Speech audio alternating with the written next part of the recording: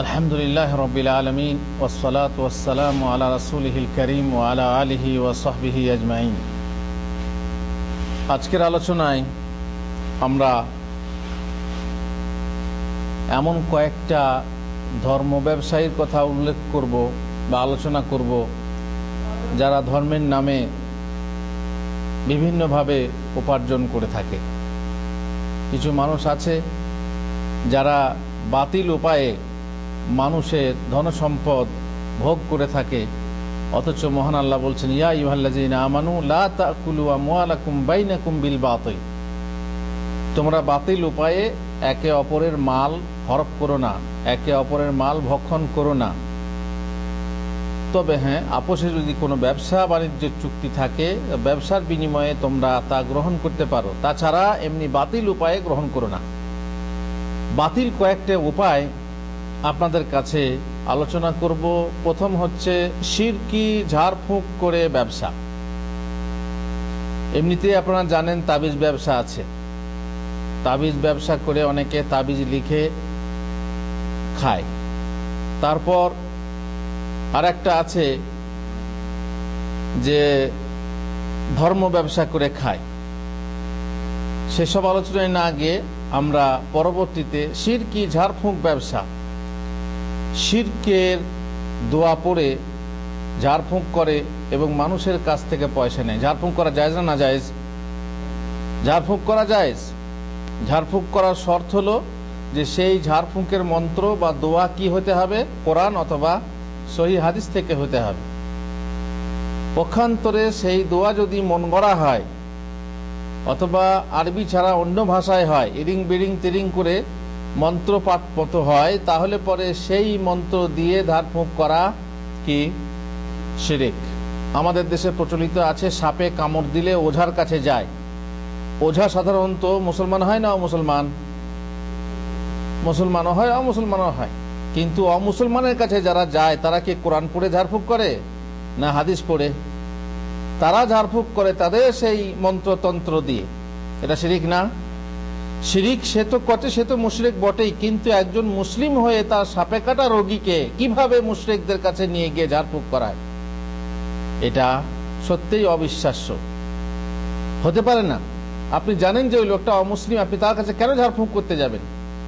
প্রথমত বিজ্ঞান তো স্বীকারই করে না ঝাড়ফুঁকের মাধ্যমে বিষ নামে। আমাদের কোরআন হাদিসেও এমন কোনো দলিল নেই যাতে বোঝা যায় যে ঝাড়ফুঁক করে সাপের বিষ নামানো যায়। হ্যাঁ, একটা হাদিস আছে যে বিচ্ছু যাকে বলে, বিছা, তাতে কামড় দিলে পরে সেই যন্ত্রণা হলে ঝাড়ফুঁক করলে ভালো হয়ে যায়। কিন্তু সাপের বিষ নামিয়েছে এমন প্রমাণ নেই, বলা যায় না। তবে হ্যাঁ, কোরআন হচ্ছে শিফা, আমরা অস্বীকার করি না। অতএব কোরআন দিয়ে ঝাড়ফুঁক করলে বিষ নামতে পারে। কোরআন দিয়ে যদি ঝাড়ফুঁক করা হয় এবং পূর্ণ বিশ্বাস থাকে তাহলে রোগী ভালো হবে। কিন্তু অমুসলিমের কাছে গিয়ে আপনি ঝাড়ফুঁক করাবেন, এটা কিন্তু খুবই অবাক কাণ্ড। মুসলিম হয়ে, তৌহিদবাদী মুসলিম হয়ে কিভাবে আপনি মুশরিকদের কাছে ঝাড়ফুঁক করাবেন? যাই হোক, কিছু মানুষ আছে যাদেরকে ওঝা বলা হয়, আর সেই ওঝারা শিরকি বিদাতি ঝাড়ফুঁক করে এবং তার বিনিময়ে পয়সা গ্রহণ করে। এই পয়সা নেওয়া হারাম এবং দেওয়া হারাম। পক্ষান্তরে যদি বৈধ হয়, কোরআনের আয়াত দিয়ে ঝাড়ফুঁক করা হয়, যেমন সূরা ফাতিহা দিয়ে ঝাড়ফুঁক সাহাবীরা করেছিলেন এবং তার বিনিময়ে ছাগল নিয়েছিলেন, তাই না? সেই রকম ঝাড়ফুঁক করলে আপনি তার বিনিময়ে, কোরআন দিয়ে ঝাড়ফুঁক করলে, সূরা ফাতিহা দিয়ে ঝাড়ফুঁক করলে আপনি তার বিনিময়ে পয়সা নিতে পারেন। কিন্তু শিরকে ঝাড়ফুঁক করে আপনি ওঝা সেজে এদিক সেদিক বিভিন্ন রোগ সারায়, কারো জিন পাওয়া, কারো শনি লাগা, কারো বরকত হয় না, কারো ইত্যাদি ইত্যাদি বলে যে শিরকি বাক্য সম্বলিত ঝাড়ফুঁক বা মন্ত্র দ্বারা রোগী ঝাড়বেন, তা আপনার জন্য জায়েজ নয়। দেবদেবী, ফেরেশতা, জিন, শয়তান, ওলিয়া উলিয়া প্রভৃতির নাম নিয়ে ঝাড়ফুঁক করবেন, সব শিরিক। অথবা আবল তাবল অবোধগম্য মন গড়া বাক্য দিয়ে ঝাড়ফুঁক করবেন, তাও শিরিক। এসব চলবে না। শিরকি মন্ত্রে যে কাজ হয়, যদি কাজ হয় বলেন, তাহলে সেটা হলো শয়তানি কাজ। শরঈ মতে ঝাড়ফুঁক করার উপর পারিশ্রমিক নেওয়া বৈধ যেমন বলা হলো, তেমনি শরীয়তের মতে জিন ছাড়িয়ে বিনিময়ে নেওয়া হালাল। জিন ছাড়িয়ে, জিন ছাড়ানোর যে পদ্ধতি আছে, জিন ছাড়ানোর সব থেকে বড় ওষুধ কি? আয়াতুল কুরসি। জিনের জন্য, জিন ছাড়ানোর জন্য সবচেয়ে বড় ওষুধ হলো আয়াতুল কুরসি। ছাড়ান, ঝাড়ফুঁক করেন, তাবিজ লিখবেন না। ঝাড়ফুঁক করে আপনি পয়সা নেন। মানুষের উপকার করতে চান, তাদের উচিত এই শরীর চিকিৎসার ব্যবহার করা। যারা উপকার করতে চান, বলে মানুষের উপকার হয়, ঠিক আছে, আল্লাহ রসুলও বলেছেন যারা উপকার করতে পারে ঝাড়ফুঁকের মাধ্যমে তারা যেন উপকার করে, ঠিক আছে, আপনিও করেন, কিন্তু তা শরীয়তের মাধ্যমে, শরীয়ত পদ্ধতিতে, বেশরঈ পদ্ধতিতে নয়। শিরকি পদ্ধতিতে ঝাড়ফুঁক করে বেগানা মহিলার গায়ে হাত দিয়ে তেল মালিশ করে দেখেছেন ঝাড়ফুঁক করা? হ্যাঁ, গায়ে হাত দিয়ে তেল, অনেকে বা ঘরের লোকে চায় না গায়ে হাত দিতে, বাবা জিন পেয়েছে, ভয় লাগছে, তখন বাবা যে ঝাড়ফুঁক করে ওঝা নিজেই সে মহিলার গায়ে হাত দেয়। জায়েজ না জায়েজ? যে মহিলার গায়ে স্পর্শ করা হারাম, সেই মহিলাকে স্পর্শ করা থেকে মাথায় লোহার ছুঁচ গেঁথে যাওয়া বেশি উত্তম। তার মানে আপনার আপনার মাথায় লোহার ছুঁচ গেঁথে দেওয়া হোক, তবু আপনি কোনো অবৈধ মহিলার গায়ে হাত দেবেন না। এবার অবৈধ মহিলা কাকে বলে? মাহারামের গায়ে হাত দেওয়া যায়। মাহারাম মানে যার সাথে চিরদিনকার জন্য বিবাহ হারাম, আর যার সাথে কোনো সময়ে বিবাহ হারাম জায়েজ, যার সাথে কোনো সময়ে বিবাহ জায়েজ তাকে বলে গায়ের মাহারাম। আর এই গায়ের মাহারাম মহিলার সাথে মুসাফা করাও জায়েজ না, আর তার গায়ে স্পর্শ করাও জায়েজ না। আর আপনি কোথাকার কে আপনাকে পয়সা দিয়ে ডেকে এনে ওঝা নিয়ে এলাম, বাড়িতে এসে এই বাড়ির মেয়ে, তাও আবার যুবতী মেয়ের গায়ে বা পেটে, আবার তাও আবার পেটে আপনি তেল মালিশ করবেন, ঝাড়ফুঁক করবেন, এটা কোন শরীয়তে বলে না। সুতরাং এ ব্যাপারে সতর্কতা অবলম্বন করা উচিত। যে ওঝা সে তো বটেই, বরং যার রোগী তাকেও এটা খেয়াল করা উচিত। চেহারায় আঘাত করে বা আগুন দিয়ে, অনেক সময় দেখবেন বলে চেহারা জিন যাচ্ছে না, এই চেহারাতে আগুন দিতে হবে, এ আবার কি চিকিৎসা? অনেকে বলে পশু জবাই করতে হবে, একজন জিন ছাড়াতে এলো বলে পায়রা জবাই করতে হবে, মুরগি না পায়রা। অনেকে বলবে কারণ এই জিন, এই শয়তান, তো শয়তান শিরিক করিয়ে তবে সে ছাড়বে। আর এই শয়তানি মতে তারা রাজি হয়ে যায়, যাদের তারা ভাবছে বাবা যে কোনো প্রকারে আমার রোগী ভালো হলেই হলো, যে কোনো প্রকারে। ঘরের যুবতী মেয়ে, তার বিয়ের কথা হয়েছে, এখন তাকে জিনে পেয়েছে, এই সময় যদি তার ভালো না হয় তো বড় মুশকিল। সে এখন যে কোনো মূল্যে তার রোগ ভালো করতে চায়, তাহলে ঠিক আছে যত পয়সা লাগে দেবো, কিন্তু আমার রোগ ভালো হতে হবে। সে বললো কি, তা এর নামে একটা খাসি জবাই করো, তো খাসিও জবাই করবে। আর এই সব জবাই হলো কি? শিরকি জবাই। সুতরাং এই শ্রেণীর উপার্জন, শিরিক করে উপার্জন হারাম, বৈধ নয়। বৈধ নয় তাদেরকে এইভাবে টাকা দেওয়া। 2 নম্বর একটা ব্যবসা হলো পাপ খণ্ডনের ব্যবসা। পাপ খণ্ডন আমাদের ইসলামে আছে?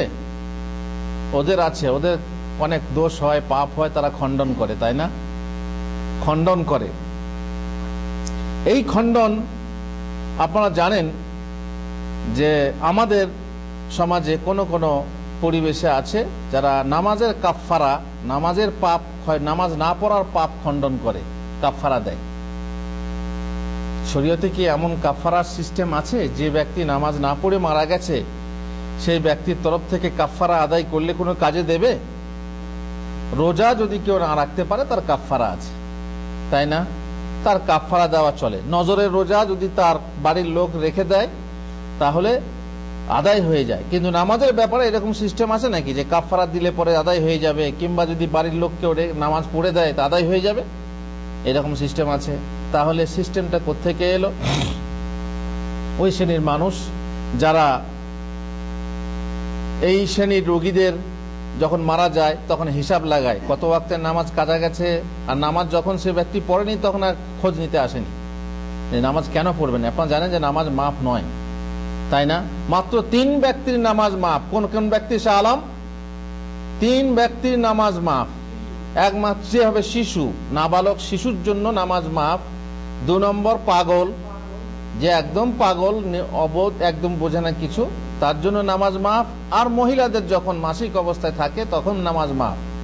তাছাড়া যে ব্যক্তি অসুস্থ থাকে, তার যদি জ্ঞান থাকে, সে জ্ঞান থাকা অবস্থায় কোনো ক্রমেই নামাজ মাফ না। বাড়ির লোক বলবে, আব্বা নামাজ পড়ে নাও, কি মা নামাজ পড়ে, নামাজের সময় হয়েছে, উজু করতে পারে না হুজুর, মাফি মুশকিল, তায়াম্মুম করবে। তায়াম্মুম করতে পারে না, দরকার নেই, বিনা উজুতেই দেখে সে নামাজ পড়বে।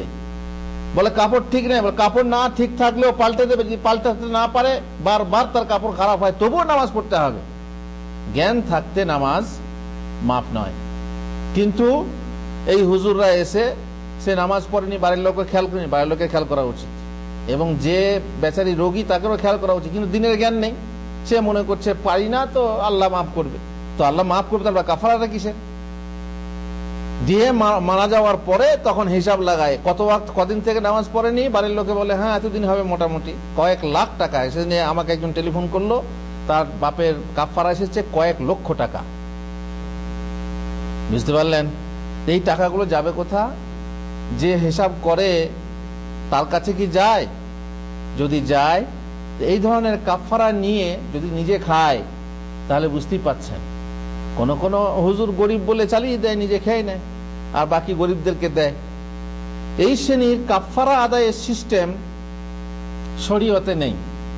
শরীয়তে আছে কি, মান নাসিয়া সালাতান ফালইউসাল্লিহা ইযা যাকারাহা। যদি কেউ নামাজ পড়তে ভুলে যায় কিংবা ঘুমিয়ে যায়, তাহলে সে নামাজটা তখন পড়বে যখন তার স্মরণ হবে, অথবা ঘুম থেকে জাগবে তখন আর টাইম দেখার দরকার নেই। যখনই ঘুম থেকে জাগবে, এই নামাজ পড়া হয়নি, ফজরের নামাজ বাকি, চট করে নামাজ পড়বে। কিংবা ভুলে গেছে, এশার নামাজটা পড়া ভুলে গেছে, কোনো এমন কাজে ফেঁসে গেছে, ভুলে গেছে, তারপরে গিয়ে ঘুমিয়ে গেল। হঠাৎ করে রাত 4টের সময় মনে পড়লো, আরে আমার তো এশার নামাজ পড়া হয়নি, চট করে উঠে কি করবে, নামাজটা পড়ে নেবে। রাসূলুল্লাহ সাল্লাল্লাহু আলাইহি ওয়াসাল্লাম বলছেন, লা কাফারাতা লাহা ইল্লা যালিক, এছাড়া আর কোনো কাফারা নেই। এছাড়া তার মানে আদায় করা ছাড়া কোনো কাফারা নেই। এখন যে ব্যক্তি মারা গেল, সে কিভাবে কাফারা আদায় করবে? যে ব্যক্তি মারা গেল, তার কাফারা আদায় করার কোনো সিস্টেম নেই। তাকে নামাজ, মানে জ্ঞান থাকা অবস্থায় নামাজ পড়ে যাওয়া উচিত ছিল, আর যদি পড়ে যেতে পারেনি তাহলে তাকে শাস্তি ভুগতে হবে। নামাজ না পড়ার যে শাস্তি আছে তাকে ভুগতে হবে। আর যদি ইচ্ছাকৃত নামাজ ছেড়ে সে মারা গেছে, তাহলে তার কাফারা দিলেও কোনো লাভ হবে না, তার জন্য জানাজা পড়লেও লাভ হবে না, তার জন্য দোয়া করলেও লাভ হবে না। কারণ বেনামাজি যদি কাফের হয়, বেনামাজি, যেমন উলামারা বলছেন বেনামাজি কাফের, তাহলে কাফের হলে পরে ইন্নাল্লাযীনা কাফারু লাউ আন্না লাহুম মা ফিল আরদি জামিআন ওয়া মিসলাহু মাআহু লিয়াফতাদু বিহি মিন আযাবি ইয়াউমিল কিয়ামাতি মা তুকব্বিলা মিনহুম ওয়া লাহুম আযাবুন আলীম। যারা কাফের হয়ে গেছে, তারা যদি পৃথিবী পরিমাণ সারা পৃথিবীটা কত বড় আপনারা জানেন, এই পৃথিবী পরিমাণ কোন জিনিস দিয়ে আল্লাহর আযাব থেকে নিজেকে বাঁচাতে চায়, কিয়ামতের দিন তা গ্রহণ করা হবে না। পৃথিবী পরিমাণ স্বর্ণ দিলেও গ্রহণ করা হবে না, আল্লাহ তাআলা গ্রহণ করবেন না। ওয়ালা হুম আযাবুন আলীম, আর তাদের জন্য রয়েছে কঠিন শাস্তি। কোনো ফায়দা নেই। যদি বেনামাজি কাফের হয়, তো তার কাফারা দিয়ে কোনো ফায়দা নেই, তার জানাজা পড়ে কোনো ফায়দা নেই। গরিবরা উপকৃত হয় ঠিকই, কিন্তু সেই গরিবরা উপকৃত হলে, আপনার বাপ যদি উপকৃত হয় তবেই না ফায়দা, না একজন উপকৃত হলো একজন হল না, তাহলে লাভটা কি হলো? সুতরাং এই পাপ খণ্ডনের সিস্টেম ওদের আছে আর এদের নেই। তবে পাপ খণ্ডন গল্প আপনারা শুনেছেন, পাপ খণ্ডনের সিস্টেম কেউ কেউ বলেন যে হুজুররা সাধারণ মানুষের পাপ খণ্ডনের সিস্টেম বলে থাকে, কিন্তু হুজুররা নিজেদের পাপ খণ্ডনের ব্যবস্থা করে না। ওই যে এক চন্ডালের গল্প আছে না, নিজের শিষ্যের বাড়িতে এসে দেখলো চালে কাক বসে আছে, তো বলছে আরে কি এমন পাপ করেছিস যে তোর চালে কাক বসেছে? আগে আমি তো কোনো পাপ করিনি, আমার তো মনে নাই। তা তোর পাপ না করলে তোর চালে কাক বসবে কেন? নিশ্চয়ই কোনো পাপ করেছিস। আগে তাহলে কি হবে? যাস আমার বাড়িতে 1 কিলো আলো চাল, আতপ চাল আর একটা মোরগ নিয়ে যাস, তাহলে আমি তোর পাপ খণ্ডন করে দেবো। বাস সেই মতো শিষ্য 1 কিলো আলো চাল আর মোরগ নিয়ে হুজুরের বাড়িতে হাজির হয়ে গেল। দিয়ে বল, ঠিক আছে যা, আমি যা ব্যবস্থা আমি করে দেবো, তোর পাপ ক্ষয় হয়ে গেছে। এ বেচারি দিল কিন্তু মনের ভিতরে একটা দাগ থেকে গেল। ভাবলো কি পাপ, আমি তো পাপই করিনি, অথচ চালে কাক বসেছে বলে আমার পাপ খণ্ডন করালো। তো দেখি গুরুজির চালে কোনোদিন কাক বসে কিনা দেখতে দেখতে খেয়াল করতে করতে একদিন দেখছে, হ্যাঁ গুরুজির চালে, ঘরের চালে কাক বসেছে। যে বলছে, গুরুজি আপনি আবার কি পাপ করলেন? কেন? বলে, আপনার চালে তো কাক বসেছে। ধুর, ঠিক মতো দেখলি কাক না পায়রা? ওটা পায়রা হবে। বলছে, না আগে আমি ভালো চোখে দেখলাম, চোখ খুলে দেখলাম, ওটা হচ্ছে কাক। নিশ্চয়ই আপনি কোনো পাপ করেছেন, তাহলে আপনাকে তো পাপ খণ্ডন করতে হবে। বলে, বোকা, তাই যদি হবে তাহলে তো শিষ্যর আমি গুরু হব কেন? আরে বেওকুফ, তুই পাপ করেছিলি বলে তোর চালে গিয়ে কাক বসেছিল, কিন্তু আজ কাক পাপ করেছে বলে ও নিজের পাপ খণ্ডন করার জন্য আমার চালে বসেছে। আমার পাপের জন্য না, ও কাক অনেক কারো হাঁস মুরগি ধরে ধরে খেয়েছে, কারো কি করেছে, অনেক ক্ষতি করেছে, তার নিজের পাপ খণ্ডন করার জন্য আমার চালে বসেছে। গুরুর কাছে সবাই পাপ খণ্ডন করতে আসে, গুরুর পাপ খণ্ডন করতে হয় না। বুঝলেন? এ হচ্ছে চালাকি। তো এই শ্রেণীর চালাকি মানুষ দেখবেন হুজুররা বহু জায়গায় মিলাদ পড়ে বেড়ায়। হুজুর নিজের বাড়িতে কবার মিলাদ পড়ায় দেখেছেন কোনদিন? কোনদিন দেখেননি। হুজুর নিজের বাড়িতে মিলাদ পড়েন না, কিন্তু পরের বাড়িতে মিলাদ পড়িয়ে থাকেন। এই হলো সমস্যা, যে তারা অপরের এই শ্রেণীর পাপ দেখে থাকে কিন্তু নিজেদের পাপ দেখতে পায় না। যাই হোক, ইসলামে এসব ব্যবস্থা নেই। যদি ব্যবস্থা থাকতো তাহলে তো হতো। পাপ করলেন, পাপ করে যদি গঙ্গা জলে বা কোনো জলে কোনো পানিতে গিয়ে ডুব দিলেন, বাস পাপ ধোয়া গেল, এরকম কোনো সিস্টেম থাকলে তো ভালোই হতো, তাই না? কিংবা হুজুরকে 1 কিলো চাল দিয়ে এলাম, বললাম যে আমি গত রাত্রে যে সমস্ত পাপ করে এসেছি মদ খেয়ে আর কি করে আমার মাফ হয়ে যায়, তাহলে ভালো কথা ছিল। সেরকম সিস্টেম আমাদের শরীয়তে নেই। পাপের জন্য, পাপ খণ্ডন করার জন্য কি দরকার আছে? কি তওবা দরকার আছে। পাপ খণ্ডনের জন্য তওবার দরকার আছে। আর সেই তওবা এমন হতে হবে, তাতে 6টা শর্ত আছে, সেই 6টা শর্ত পূরণ হতে হবে, তবে পাপ খণ্ডন হবে। সে যদি তওবা করে না মারা যায় তাহলে কাজে দেবে না, আল্লাহর ইচ্ছাধীন হবে, যদি সে পাপ কাবিরা গুনাহ হয়। আর যদি শিরিক হয় তাহলে তো কোনো ব্যাপারই নেই, কোনো উপায় নেই। মোট কথা, তওবা ছাড়া পাপ মাফ হয় না। আর এইভাবে কাফারা দিলে নামাজ আদায় হয় না এবং বেনামাজির কোনো উপকার হয় না। 3 নম্বর ব্যবসা যেটা মিলাদ, আমি আপনাদেরকে বহুবার বলেছি, এটা অবশ্য আমার নিজের কথা না, আমাদের দেশে বহু হুজুর বলে থাকেন যে অমুসলিমদের বিভিন্ন পাল পর্বণে বিভিন্ন দেবদেবীর বাহন আছে, তাই না? কারো বাহন হাতি, কারো বাহন পেঁচা, কারো বাহন আপনার ময়ূর, কারো বাহন বাঘ, সিংহ, মহিষ ইত্যাদি ইত্যাদি। আর আমাদের ইসলামের মিলাদের বাহন হলো মোরগ। মিলাদের বাহন কে? মোরগ। মোরগের পিঠে চেপে মিলাদ আসে। মোরগ না খাওয়ালে পরে কোনো হুজুর মিলাদ পড়তে আসবেন না, কোনো হুজুর আসবেন না মিলাদ পড়তে। মোরগ কাটবেন, মোরগ জবাই করবেন এবং তাকে ভালো করে তোয়াজ করে খাওয়াবেন, কিছু টাকা দেবেন, তবে আপনার বাড়িতে মিলাদ হবে, তাই না? এটা যদি শরীয়তি কাজ হতো তাহলে কি বিনা পয়সায় হতো না? বল হুজুর আপনারা তো এসব কাজ করছেন, পয়সা নিচ্ছেন, বেতন নিচ্ছেন, তো আপনাদের বেলায় হয় না? না, এটা আলাদা কথা, এটা আলাদা কথা। অবশ্য আসল নিয়ত যদি টাকা পয়সা হয় তো হারাম, কিন্তু মিলাদের বাহন হচ্ছে মোরগ। মোরগ খাওয়ালে তবে মিলাদ আসে। আর আপনার বাড়িতে আপনি দাওয়াত করে নিয়ে আসেন, এটা হচ্ছে কি আপনারও অজ্ঞতা, আপনারও মূর্খতা, যেটা নেই শরীয়তে, সেটা করিয়ে লাভ কি? আর তারও তিনি জানছেন যে শরীয়তে নেই। এমনও অনেক হুজুর আছেন যারা জানেন যে মিলাদ শরীয়তে নেই, তবুও করেন কেন? বলেন জামাতের চাপ, না যদি করা হয় মিলাদ মসজিদে রাখবে না। আর একটা হচ্ছে পেটের টান, মসজিদের বেতন কত পাই হুজুর, কিছু টাকা যদি মিলাদ পড়ে আসে, হ্যাঁ, প্রত্যেক বাড়িতে যদি একদিন করে মিলাদ হয় তাও তো অনেক টাকা আসবে, অনেক চাল আসবে। এই হিসাবে তারা মিলাদ পড়ে থাকে। আর জেনে রাখবেন, মিলাদ বা মৌলুদ পাঠ ধর্মে একটা নব আবিষ্কৃত বিদাত। যদিও মাকসুদুল মুমিনিন ইত্যাদি কিতাবে বলা হয়েছে হ্যাঁ বিদাত বটে, তবে বিদাতে হাসানা, বিদাতে হাসানা বিদাতে সাইয়া বলে কোন জিনিস আছে নাকি? যেটা খারাপ সেটা আবার ভালো খারাপ আর মন্দ খারাপ কথা হলো নাকি? কুল্লু বিদাতিন দালালা, সমস্ত রকমের বিদাত, প্রত্যেকটা বিদাতই হলো গোমরাহি, পথভ্রষ্টতা। সুতরাং ভালো বিদাত বলে কিছু নেই, এটা হচ্ছে খারাপ বিদাত, এই নব আবিষ্কৃত বিদাত। এ কথা অনেক ইমাম মৌলবী মোল্লা স্বীকার করে সত্ত্বেও কেবল এক পাত মুরগি পোলাও খাওয়ার এবং কিছু টাকার লোভে তারা করে থাকেন। ওদের মধ্যে অনেক নাস্তিক ও বেনামাজির নামে মিলাদ পড়া হয়, তাই না?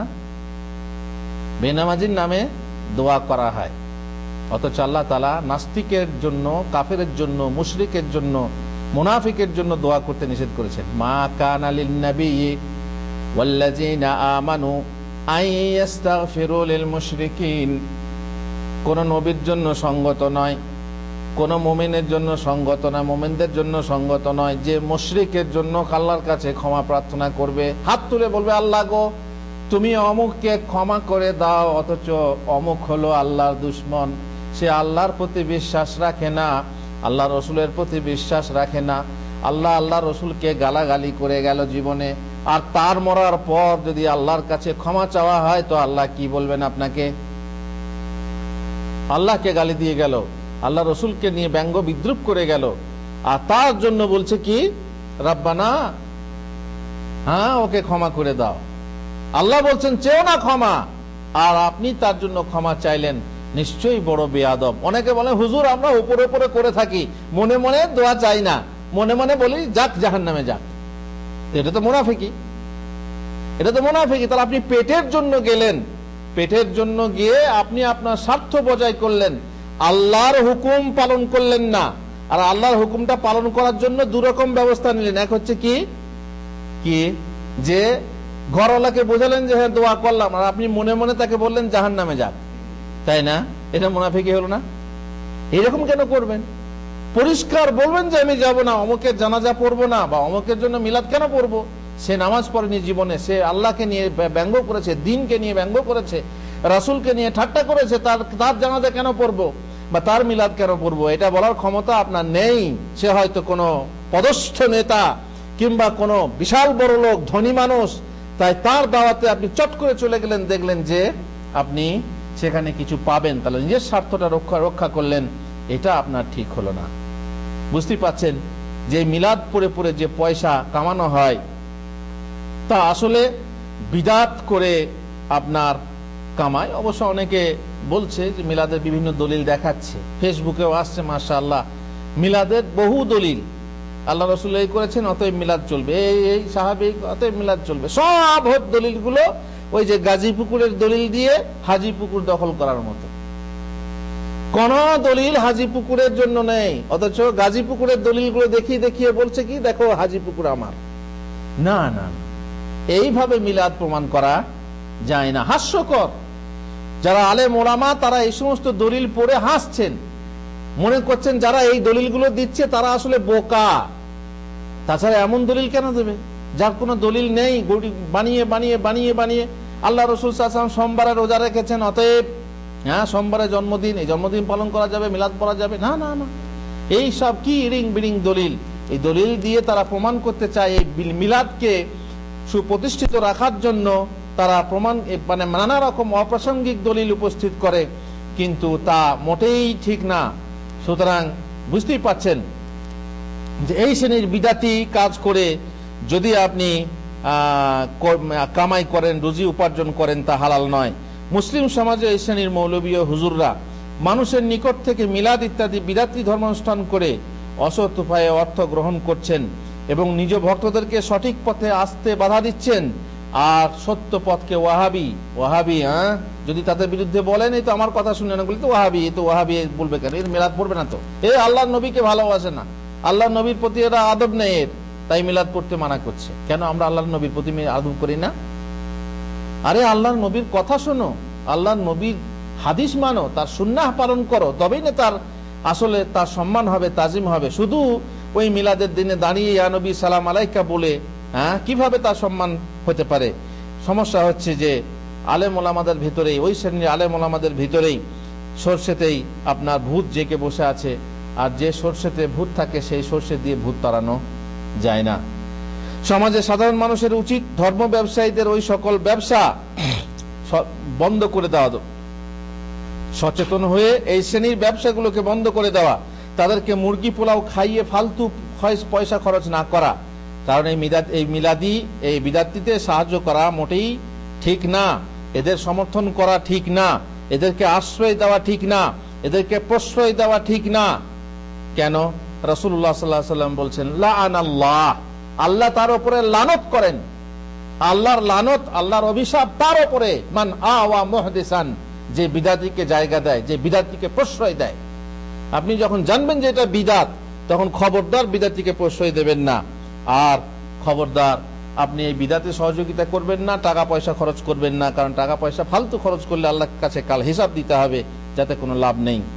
আপনি বলবেন যে হ্যাঁ ভালো কাজ, 5টা লোককে খাওয়ানো হয়, শোনানো হয়, ঠিক আছে, অন্যভাবে শোনান, অন্যভাবে খাওয়ান, বহু পথ আছে, বহু উপলক্ষ আছে, বিভিন্ন ভাবে করা যায়, কিন্তু এইভাবে কেন? সুতরাং বুঝতেই পাচ্ছেন। আর একটা ব্যবসা, 4 নম্বর ব্যবসা হচ্ছে ঘর বন্ধ করার ব্যবসা।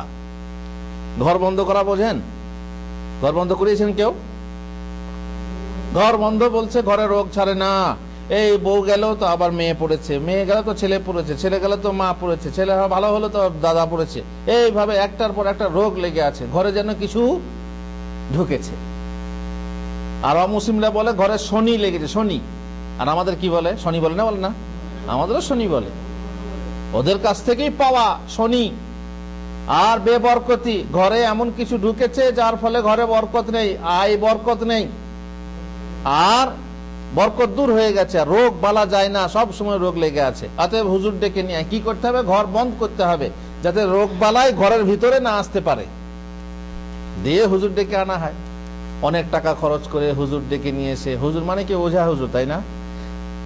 হুজুর ডেকে নিয়ে এসে তিনি যা করার করেন, মাটির বা নতুন মাটির হাঁড়ি বা ভাঁড় যাকে বলে, কিংবা সিন্দুর, আম পাতা, জাম পাতা, মোমবাতি, ধূপবাতি, কি সব নিয়ে এসে তখন বাড়ির চারিপাশে জানলাতে, দরজাতে তাবিজ লিখে চিটিয়ে, ইরিং বিরিং কি সব লিখে, নম্বর লিখে, তারপরে কি পড়ে কি না পড়ে ঘরের সামনে আয়না টাঙ্গিয়ে দেয়, আর কারো কি করে, তারপরে ধূপবাতি জ্বালিয়ে, মোমবাতি জ্বালিয়ে ঘর বন্ধ করা হয়।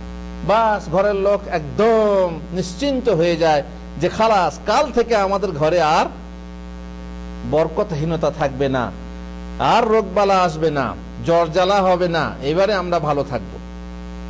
দিয়ে হুজুরকে বহু টাকা দেয়, বহু বড় বড় মানুষ যারা বড় বড় ঘরের লোক, তারা তো বড় লোক, তারা পয়সা দেবে। এই শ্রেণীর ঘর বন্ধ করে করে বেড়ায়, আর তারা দুর্পরিমাণের মানুষদের কাছ থেকে টাকা পয়সা নিয়ে তারা নিজেদের পেট চালায়। এই শ্রেণীর পয়সা যারা করে, উপার্জন করে, তাদের জন্য হারাম, আর যারা দেয় তাদের জন্য হারাম। মানুষের মনে এরা নানা ভয় ও ত্রাস সৃষ্টি করে, এসেই বলে হ্যাঁ তোমার এই হয়েছে, হ্যাঁ ঘর বন্ধ করা হয়, চিকিৎসা হয়, তাই না? তাদেরকে উদ্বুদ্ধ করে যে দেখো তোমার ঘরে, যদি বলা হুজুর আমার ঘরে এই হয়েছে ওই হয়েছে, তখন হুজুর কি বলে? আরো ভয় দেখিয়ে দেয়, তাই না? আরো ভয় দেখিয়ে দেয়, না ঘরে তাহলে তোমার বড় বড় কিছু ঢুকেছে, অর্থাৎ বড় কিছু লাগবে। দিয়ে তারপরে আবার তাকে সেইভাবে প্ররোচিত করে ঘর বন্ধ করতে উদ্বুদ্ধ করা হয়, আর সাপ হয়ে দংশন করে ওঝা হয়ে ঝাড়ে। ভয় দেখিয়ে দিল, তারপরে আবার সেই ভয় দূর করার জন্য টাকা পয়সা আপনার নিয়ে এভাবে ঘর বন্ধ করে থাকে। কিন্তু জেনে রাখবেন, ঘর বন্ধ করার জন্য ওই খরচের পদ্ধতি কোনো ওঝা হুজুর নিজে ব্যবহার করছেন না। নিজের বাড়ি, নিজের ঘর, তাহলে পরে সে গরিব মানুষ থাকবে কেন? যে ওঝাকে নিয়ে আসেন সে কি বড়লোক হয়? কেন তার ঘর বন্ধ করে শুধু বরকত আর বরকত ঢোকায় না? এটা তো কারো নিজের হাতের কাজ না। কিন্তু এই শ্রেণীর মানুষেরা, তবে হ্যাঁ বরকত অবরকতের কথা আছে, ঘর বন্ধ করার কথা আছে, তাই না? শয়তান ঘরে আশ্রয় নেয়, ঘর থেকে শয়তান তারাবার বিধান আছে ইসলামে, আছে না নেই? শরিয়াতে কি করতে হবে? ঘরে ঢোকার সময় বিসমিল্লাহ বলুন, ঘরে সূরা বাকারা তেলাওয়াত করুন, ঘর থেকে ছবি দূর করে দিন, তাই না? ঘরের ভিতরে কোনো রকমের বাজনা রাখবেন না, কারণ বাজনার সাথে শয়তান থাকে, ছবির সাথে কি শয়তান থাকে, ফেরেশতা আসে না, রহমতে ফেরেশতা ঢোকে না। আর সূরা বাকারা পাঠ করলে শয়তান আসে না। সূরা বাকারার শেষ দুটো আয়াত যদি রাত্রে পাঠ করা হয় 3 রাত শয়তান আসে না। সেসব তো করবেন না। নতুন জালিয়াতি পদ্ধতিতে ওই হুজুরদের অনেকে বিশ্বাস হয় না, বুঝতে পারছেন। ঝাড়ফুঁক করে, যদি আপনাকে ঝাড়ফুঁক করি তো আপনার বিশ্বাস হবে না, কিন্তু একটা তাবিজ লিখে এরকম মোটা হাতে লাগিয়ে দিই, তখন আপনার বিশ্বাস হবে, হ্যাঁ এর মধ্যে নিশ্চয়ই অ্যাটম বোম আছে। কিন্তু আমি যদি ঝাড়ফুঁক করি বিশ্বাস হবে না। অথচ শরীয়তি পদ্ধতি এটা বেশরীয় পদ্ধতি, কিন্তু লোকে বেশরীটাকে বেশি মানবে। তারা ভাববে কি নতুন আবিষ্কারে নতুনত্বের চমক আছে, ভাববে এটাই হতে চিকিৎসা, কিন্তু আসলে সেটা চিকিৎসা না, তাতে ক্ষতি হয়, শিরিক হয় ইত্যাদি, মানবে না। মোট কথা এই শ্রেণী ঘর বন্ধ করে অনেকে কাম উপার্জন করে থাকে, আর অনেক মানুষ ব্যয় করে থাকে, যাতে লাভ কিছু হয় না, নোকসানি হয়। চারিদিক খোলা, ঘরের চারিদিকই খোলা, আর কোন দিকে বন্ধ করবেন? যাই হোক, যদি আপনি এইভাবে ঘরে বাজনা রাখেন, ঘরে আপনার ছবি রাখেন, ঘরের ছবি টাঙানো আছে, নানা রকমের বিভিন্ন ছবি আছে, আবার অশ্লীল ছবিও থাকতে পারে, এইসব আছে, অথচ আপনি ঘর বন্ধ করছেন, দরজায় দরজায় তাবিজ চিটিয়ে দিচ্ছেন, এতে ঘর বন্ধ হয় না, বরং ক্ষতি হয়। আর একটা ব্যবসা হলো কোরআন খানি। কোরআন খানি, সবিনা পাঠ, ফাতেহা খানি, কুল খানি, বিভিন্ন নাম আছে। এই কোরআন খানি করে অনেকে ইশালে সওয়াব করে, আর অনেকে তার বাপ মায়ের আত্মার কল্যাণ করে, যার ভিত্তি শরীয়তে নেই, বিধায় তা বিদাত। কিন্তু সে কথায় কান না দিয়ে এক পাত গোস্ত ভাত ও কয়েকটি টাকার লোভে কোরআনকে কামাইয়ের মাধ্যম বানায় এক শ্রেণীর হাফেজ, এক শ্রেণীর মানুষ, এক শ্রেণীর হুজুর। বাস, পদ্ধতি নেই জানা সত্ত্বেও, কিংবা বলবে ওলামাদের ইখতিলাফ আছে, হ্যাঁ করা চলে, এই সেই, কেন, নানা রকম, আবার করতে যান বলতে যান, তর্ক করবে। ঠিক আছে, ইখতিলাফ যদি থাকে, মতভেদ থাকে, সঠিক পথটা মানো। তা না মেনে নিজেদের ব্যবসা জারি রাখার জন্য, নিজেদের ব্যবসাকে বহাল রাখার জন্য এই শ্রেণীর কোরআন খানি করে থাকে। এমনকি অনেকে রাজনৈতিক খাতিরে অমুসলিমের নামেও কোরআন খানি করে থাকে। দেখেছেন অমুসলিমের নামে কোরআন খানি করতে? দেখেছেন? এগুলো রাজনৈতিক খাতিরে হয়। একজন অমুসলিমের জন্য এক হুজুর মাথায় টুপি লাগিয়ে দোয়া করছে, দেখেছেন? দেখে থাকবেন, ফেসবুকে, পেপারে দেখে থাকবেন। সর্বধর্ম সর্বধার্মিক প্রার্থনা সভা হয়, মুশরিকের জন্য আল্লাহ তাআলা দোয়া করতে নিষেধ করেছেন এ হুজুর। কিন্তু ওই ধরনের হুজুর হতেও পারে, ওই যে মুনাফিকি, মনে মনে বলে হুজুর আমরা তার জন্য দোয়া করি না বলি। কিন্তু শুনেছেন যে অমুসলিমের জন্য একজন যখন দেশের নেতা মারা গেল, তো সেই নেতার জন্য বেদ পাঠ করা হচ্ছে, সেই নেতার জন্য আপনার বাইবেল পাঠ করা হচ্ছে, আর সেই নেতার জন্য সুন্দর সুরে কোরআন পাঠ করা হচ্ছে। তার জানাজা নিয়ে যাওয়ার সময়ে এই 3-4 ধর্মের লোকেরা নিজ নিজের ধর্মগ্রন্থ পাঠ করছে। মুসলমান হয়ে তুমি বলো, হুজুরের ছাপ নিয়ে তুমি বলো যে অমুসলিমের জন্য কি দোয়া করা, কোরআন খানি করা চলবে? কিন্তু সমস্যা হলো রাজনীতির চাপে কিংবা পয়সার লোভে, নিশ্চয়ই পয়সার লোভ, পয়সা থাকবে, আর সেই পয়সার লোভে এক শ্রেণীর মানুষ তারা ভাড়াটিয়া মুটে হয়, আর ভাড়ার জন্য যে কোনো মোট বইতে তারা রাজি হয়। বিনা লাভে তুলো বয় না, কিন্তু লাভে লোহা বয়, তাতে সে কাজটা খারাপ হোক মাফি মুশকিল। ওদের মধ্যে যাদের মোটেই আল্লাহর ভয় নেই, তারা আবার ভাড়া গিয়েও কাজে ফাঁকি দিয়ে থাকে। জানেন না কাজে ফাঁকি দেয় না? কিভাবে? মনে করুন একটা বাড়িতে চুক্তি হলো যে সেই বাড়ির লোকের একটা লোকের একজন লোকের জন্য কোরআন খানি করতে হবে, দিয়ে মোট গেছি কত? 5 জন কোন রকম জোগাড় করেছি। এবারে প্রত্যেকে যদি 5 জন হয়, ক পারা করে পড়তে হবে? 6 পারা করে ভাগ হলো। এবার পড়তে লাগলাম, মাঝে ফাঁকে যদি বাদ দিই, কার বাবার ক্ষমতা আছে বুঝতে পারবে? এরকম বাদ দেওয়া হয় না? জিজ্ঞেস করেন ওদেরকে, জিজ্ঞেস করেন। ফাঁকি দেওয়া হয়, ফাঁকি যাতে করে তাড়াতাড়ি হয়। একজন গল্প করে বলছেন এরকম গল্প করা ঠিক না, আর এই শ্রেণীর কথা, এই শ্রেণীর জোক বলছে এটাকে, এই শ্রেণীর মানে কি বলে আপনাকে ব্যঙ্গ করা আর কি, বা উপহাস করা ঠিক না। বলছে এক জায়গায় গেলাম, সেখানে গিয়ে বলছে চলুন আপনারা কোরআন পড়ুন। বলছে আমাদের মন ছিল খাওয়ার দিকে, খিদে লেগেছে, বহু দূর থেকে এসেছি, খিদে খাবো আর কি, খাওয়ানোর দিকে মন ছিল। আর বাড়িওয়ালা বলছে কি কোরআন পড়ুন। তো বলছে আমাদের কোরআন বাবু একটা আয়াতি মুখস্থ আছে। বলছে বলুন, সেটাই বলুন। বলছে ফাতিনা গাদা আনা লাকাদ লাকিনা মিন সাফারিনা হাজা নাসাবা। এই আয়াতটা মানে কি জানেন? ওই যে মুসা আলাইহিস সালামের সঙ্গী সঙ্গে মাছ নিয়ে গেছিলেন না, নিয়ে মুসা বললেন, হে আমার সঙ্গী ইউসা বিন নুন, আমার সঙ্গী আমাদের গাদা নিয়ে এসো। গাদা মানে কি? দুপুরের খাবার, তাই না? দুপুরের খাবার নিয়ে এসো, আমাদেরকে খিদে লেগেছে, এই সফরে আমরা খুব কষ্ট পেয়েছি।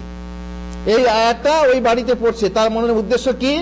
যে এখন আগে কি নিয়ে এসো? হ্যাঁ, খাবার নিয়ে এসো। বুঝতে পারলেন? এগুলো বলে অনেকে, অবশ্য ঠাট্টা করে ব্যঙ্গ করেই বলে, কিন্তু এই শ্রেণীর কথা তাদের মনে থাকে সত্যি। তাছাড়া তাদেরকে ফাঁকি দিয়ে হ্যাঁ কোরআন খতম হয়ে গেল, তারপরে এবার মুরগি পোলাও। বুঝতেই পারছেন, যত তাড়াতাড়ি খতম করতে পারবে তত তাড়াতাড়ি মুরগি পোলাও আসবে। মুশকিল হলো এখানে। সুতরাং এই শ্রেণীর মুনাফিকি করে, এই শ্রেণীর ধোঁকাবাজি করে যারা কোরআন খানি করে পয়সা কামায়, তাদের অবস্থা কি হবে বুঝতেই পারছেন। তারা জানে যে এটা তাদের আত্মীয়র কোনো কাজ আসবে না, কোনো কাজে আসবে না, তবুও তারা সমাজের চাপে, লোক দেখানি পরিবেশে আছে, সবাই করে, আমি যদি না করি তো লোকে বলবে দেখো বাপের নামে করলো না, তাই না? বাপ মারা গেছে করলো না, কিংবা হুজুর বলছে কি মিয়া সৌদি আরবে থাকো করলে না, এক লজ্জার খাতিরে। আচ্ছা, লজ্জার খাতিরে কিংবা নাম নেওয়ার জন্য কিংবা বদনাম থেকে বাঁচার জন্য যদি কেউ এই শ্রেণীর কোনো ইসলামী কাজ করে, তাতে সব হবে? কোনো সব হবে না, এক পয়সা সব। কিন্তু অনেকে সত্যপক্ষেই মনে করে যে যদি একটা হুজুরকে নিয়ে এসে কোরআন খতম করাতে পারি, সবিনা পাঠ করাতে পারি, তাহলে তার আব্বাকে কিংবা তার আম্মাকে জান্নাত দেওয়ার জন্য, জান্নাতে যাওয়ার জন্য বোরাক দেওয়া হবে। বোরাকে চলে জান্নাতে চলে যাবে। কিংবা দুলদুল দেওয়া হবে। দুলদুল জানেন তো? ঘোড়া। সেই ঘোড়ায় চেপে আমার বাপ, হ্যাঁ ওদের যেমন বেহেশতে যাওয়া, স্বর্গে যাওয়ার রথ আছে, তাই না? আর আমাদের কি আছে স্বর্গে বা বেহেশতে যাওয়ার? বোরাক বা যাই হোক দুলদুল। আমাদের সব কিছু নেই, কিন্তু ওরা মনে করে একবার পড়াতে পারলেই যথেষ্ট।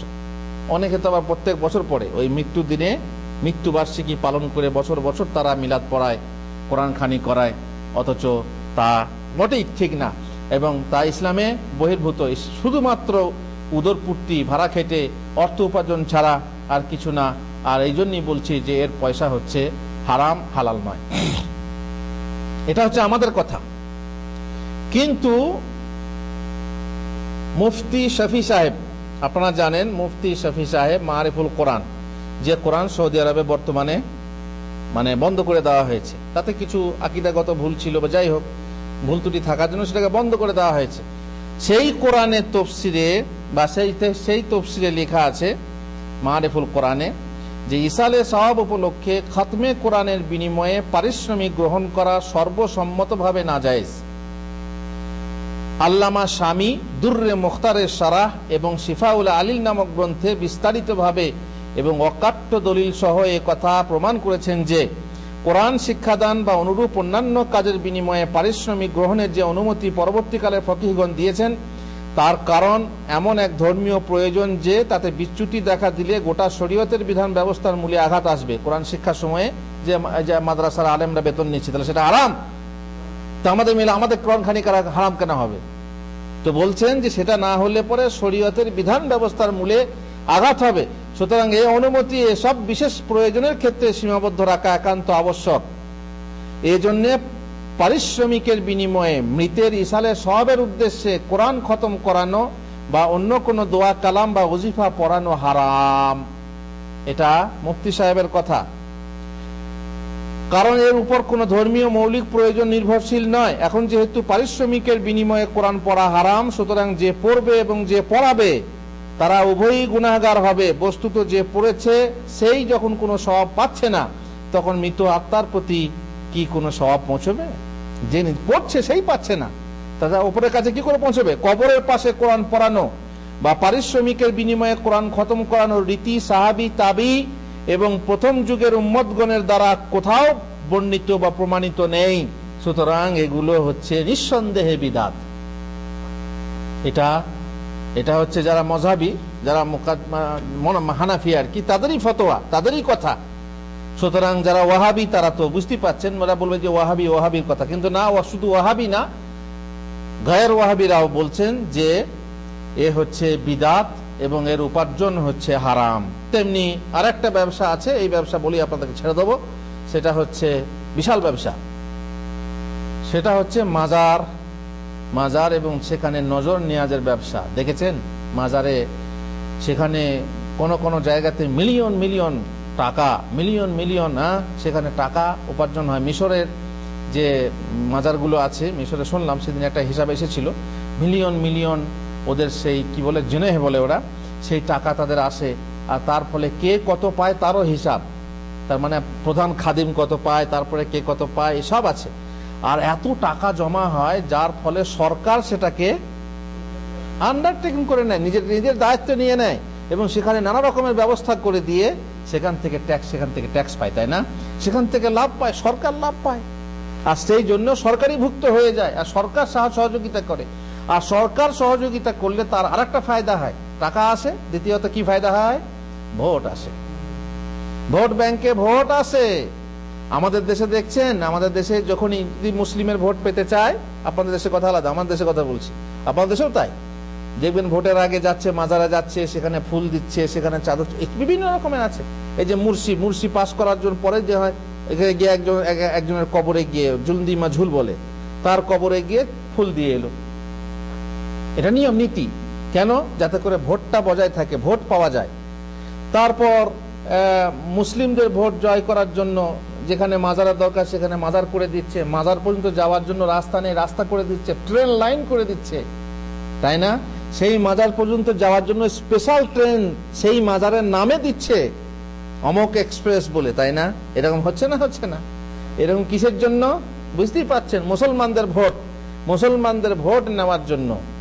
সুতরাং এই মাজারগুলোকে জীবন্ত করার মূলে পাবলিক তো আছে, সেই সাথে মৃত অলির নামে তারা এইভাবে করে, আর তার সঙ্গে সরকার সহযোগিতা করে সেগুলোকে আরো কি করছে, যেহেতু মুশরিক সরকার, যে মুশরিক সরকার সে মুশরিকেরই কাজ করবে। যদি কাফের সরকার হয়, কাফের, ইসলামী সরকার হলে ইসলামের কাজ করত। কিন্তু আবার ইসলামের মধ্যেও ভেদাভেদ আছে। মাজারগুলো এরাও মনে করছে ইসলাম, তাই না? এরাও মনে করছে ইসলাম, মাজার হচ্ছেও ইসলাম। ওদের যেমন বিভিন্ন মূর্তি রয়েছে, তেমনি মুসলিমদেরও আছে, ওদের মন্দির, এদের মসজিদ, তার মসজিদ সহ আবার মাজার মসজিদে তো মূর্তি নেই, তো ওদের মন্দিরে মূর্তি আছে, আর এদের কি মাজারে কি আছে? মূর্তি আছে। পার্থক্য হলো ওদের মাটির উপরে আছে, এদের মাটির নিচে। ওদের হচ্ছে দুর্গার, আমাদের হচ্ছে দরগা, এইটুকু পার্থক্য। সরকার সহযোগিতা করে বেশ ধনাগম, এখানে সুফিপন্থী মুসলমান যারা আধ্যাত্মিকতার নামে বুজুর্গের সেজে কারামত বর্ণনা করে বিভিন্ন যুক্তি দেখিয়ে তারা মানুষকে সেখানে আকর্ষণ করে, হাঁস, মুরগি, চাল, ডাল, এমনকি অমুসলিমরা পর্যন্ত, তাই না?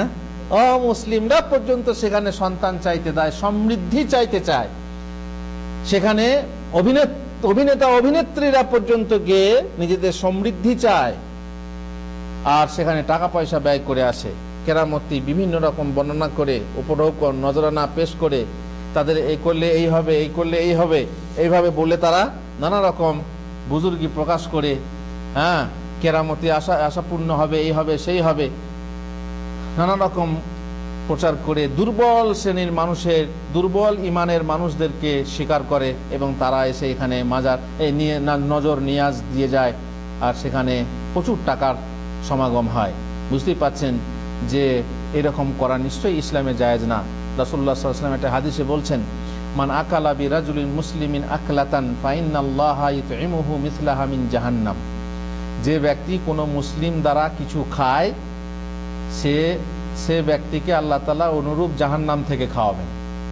মুসলিম দ্বারা খায় মানে মুসলিমের বদনাম করে খায়, মুসলিমের বদনাম করে খায়। ওয়ামানিকতাসা বিরাজুলিন মুসলিমিন সাওবান, কারো কোনো মুসলিমের ক্ষতি করে নিজে খেলো, পেট ভরালো, তেমনি কিছু কাপড় পরলো, তাহলে পরে জাহান্নামে সে সেরকম কাপড় পরতে পারবে। ওমান কামা বিরাজুলিন মুসলিমিন মাকামা সুমআতিন ওয়া রিয়া ফাইন্নাল্লাহা ইয়াকুমু বিহি মাকামা সুমআতিন ওয়া রিয়াইন ইয়াউমাল কিয়ামাহ।